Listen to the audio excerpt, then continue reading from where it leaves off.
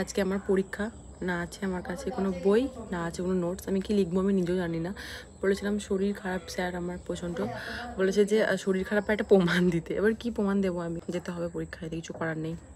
কি লিখবো যাই না। চলো আজকে ব্লগটা তোমরা দেখো সারাদিন কি হয় না হয়। তো এখন মতো আসি। সত্যি বলতে আমি কী যে লিখবো আমি নিজেও জানি না। যাই হোক, তারপরে আমরা কলেজে চলে আসি, আর কলেজে এসে দেখি পুরো কলেজ খালি।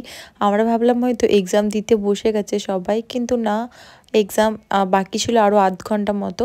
তো তার জন্য চলে আসি আমরা ক্যান্টিনে। তো ক্যান্টিনে আমরা একটু চা খাবো বলে এসেছিলাম, আর এখানেই কুকুরটাকে দেখে আমার খুবই ভয় লাগছিল, কারণ এই কুকুরটা গায়ের কাছে ঘেঁষে ঘেঁষে চলে আসছিল। তারপরে দেখি সব একে একে আমাদের ফ্রেন্ডগুলো আসছিল, আর আমরা এখানে মাঠে দাঁড়িয়ে দাঁড়িয়ে দেখছিলাম ওরা কি করছিল। আর আমরা তো বইও কিনিনি, তার জন্য আমাদের কাছে কোনো পড়াই ছিল না, সিলেবাসে কী কী আছে সেটাও জানি না। যাই হোক, আমাদের এক্সাম দেওয়া হয়ে যায়, তারপরে আমরা বেরিয়ে পড়ি। আজকে নেহার গাড়িতে যাচ্ছি, নেহা চালাচ্ছে গাড়িটা, আমার গাড়ি নেহা চালাচ্ছে। যদি ভিডিওটা আপলোড হয় তাহলে ভাবলে আমি বেঁচে আছি, আর যদি ভিডিওটা আপলোড না হয় তাহলে ভাবলে আমি মরে গেছি, কারণ এটা গাড়ি চালায় খুব ভয় লাগে আমার।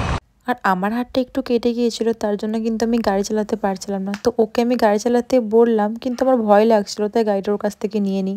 ওকে গাড়ি চালাতে আমার এত ভয় লেগে গেছে, আমি নিজেই গাড়িটা নিয়ে নিচ্ছি ওর কাছ থেকে। চলো তারপর আমি বাড়ি যাবো গাড়ি চালিয়ে।